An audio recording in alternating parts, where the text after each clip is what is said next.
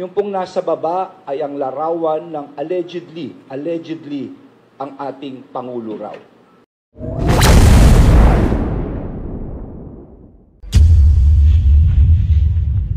Napakaraming kumalat sa social media ng mga AI, ng mga peke.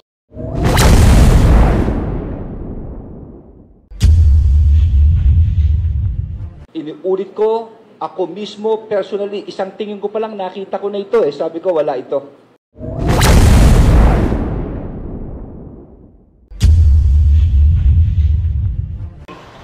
Magandang hapon po sa inyong lahat, sa ating mga kababayan na nanonood at nakikinig ngayon, sa ating mga kaibigan galing sa media. At ladies and gentlemen, magandang hapon po. Ngayong hapon, kasama ko po ang ating Chief PNP, si General Chief PNP Francisco Marbil. Of course, sa aking kanan po, si General Matthew Bacay, ang aking Director for Investigation and Effective Management. At sa kaliwa naman, si General Cariaga po. Siya po ang head ng ating anti-cyber crime. Bakit po kami ngayon nagkakaroon ng press briefing? Ito po ay tungkol sa kumakalat na video, no? Tungkol sa isang video na ang larawan ay ang ating mahal na Pangulo raw. Allegedly ang ating Pangulo raw, President Marcos, no? Kumakalat po ito. Nilakas po ito, kung di ako nakakamali, sa ibang bansa. At ngayon po ay nagiging viral po ito. Gusto lang po namin gumawa ng statement, ako mismo, at of course, si General Marbil, mamaya makasalata. Pero sa aming dalawa, sa pagtingin namin sa video, hindi ho ako naniniwala na ang lalaking nandun ay ang ating Pangulo. Hindi ho. Sa tagal na kakilala ko ang ating Pangulo, yung mga features niya ay hindi po siya yun. Ipapakita ko sa inyo kung bakit. Tingnan po natin ang larawan. Can we show it in the screen, please? Okay. Sa gitna po ang larawan ng ating Pangulo. Yung pong nasa baba ay ang larawan ng allegedly ang ating Pangulo raw. Tingnan nyo ang tenga. Tignan yung maigi ang tenga rito. Pagmasdan nyo, yung larawan ng ating Pangulo sa kaliwa, yung earlobe na tinatawag, yung ano bang tawag dito sa Tagalog, lambi, no?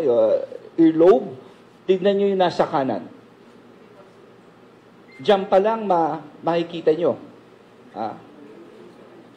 Bakit ko sinasabi ito, mga kasama, dahil napakaraming kumalat sa social media ng mga AI, ng mga peke, sari-sari naghahalo sa mga panahon ngayon, sa mga maging mapanuri tayo.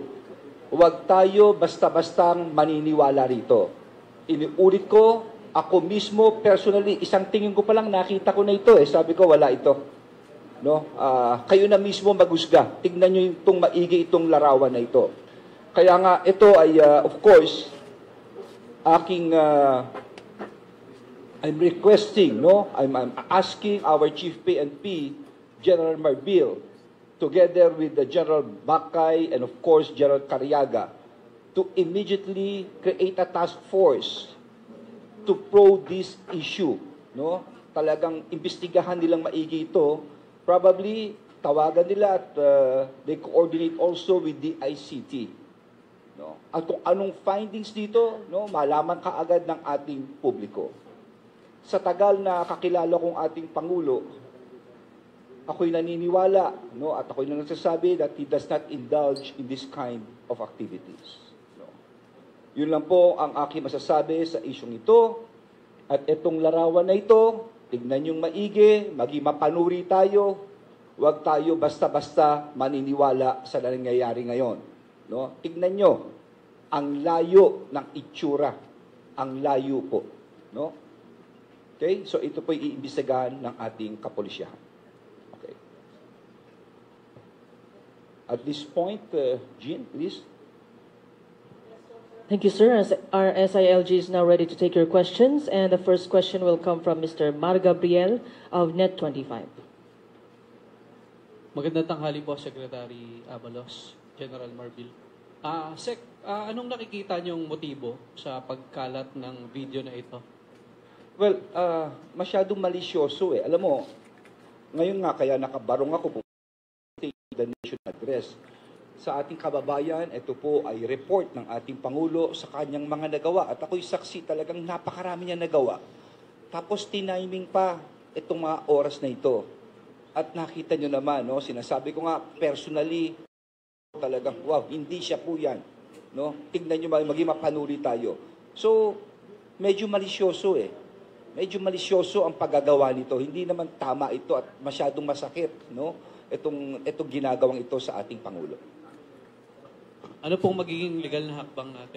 Well, may mga tungkol dito. Siguro I will throw this microphone kay ang ating legal is here, right? Oh, Matthew, yeah. What's the ito po yung batas, babasahin na lang yung batas. Thank you, sir.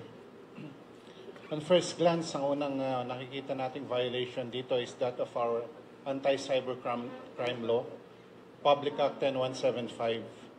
Nakikita natin that the elements are present.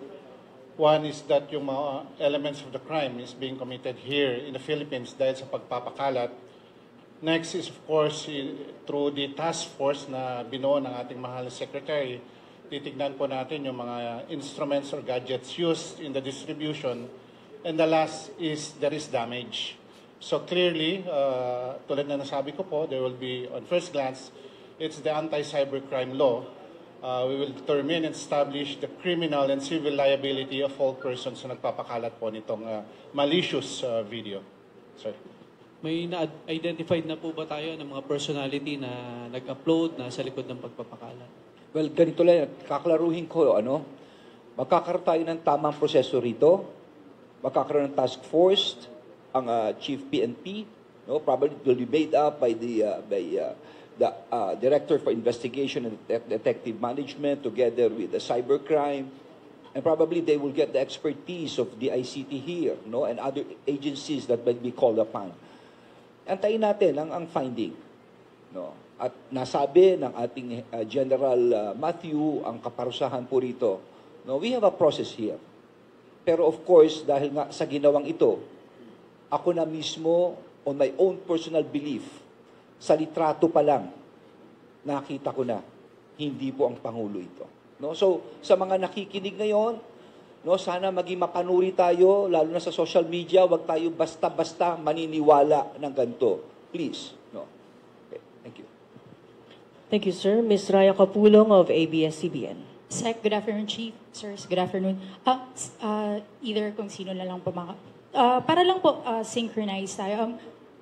Pwede pong i-describe nyo kung ano yung nilalaman ng video na kumakalat ngayon sa video. Kasi baka yung iba naman yung tinitingnan. So, anong video po yung pinatutungkulan nyo, yung tinutukoy po ninyo, yung pinag-uusapan natin? Ito isang video na nilabas that allegedly may isang tao na sumisinggot siya ng allegedly isang droga, no? Allegedly. So these are all allegedly na inaano, no? So yun ang pinapakalat po ngayon. At nakita niyo naman yung litrato na nilagay namin, yung ganong litrato na kumakalat po ngayon.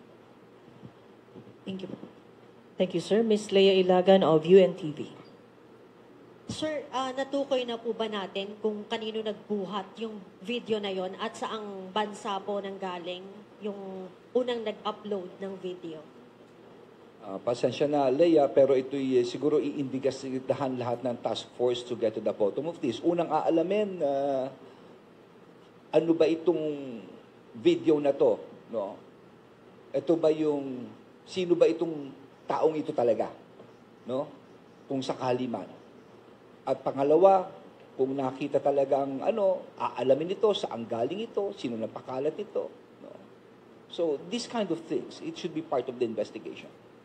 Sir, meron na rin po bang monitoring ang PNP? Kasi bukod doon sa original na nag-upload for sure nito, ay meron ding mga nagpapakalat pa, nagsishare ng video. Ano po maaaring kaharapin ding kaso nung nag-share naman ng video mula doon sa original source? Well, General, ano daw ang kaparusahan kung sakali? Ito yung mga batas, ano bang mga batas natin? Yes, sir. Yes, if they will be proven to be liable under Republic Act 10175, as I've said, ang penalty po is minimum of 4 years, maximum of 8. Prison correctional po ang penalty ng kahit sino mang nagpapakalat ng malicious video.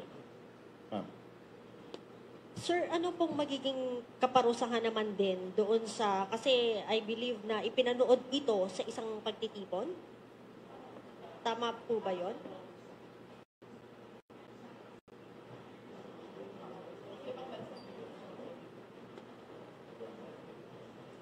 Pinanood ng isang grupo? Yes, good afternoon to all.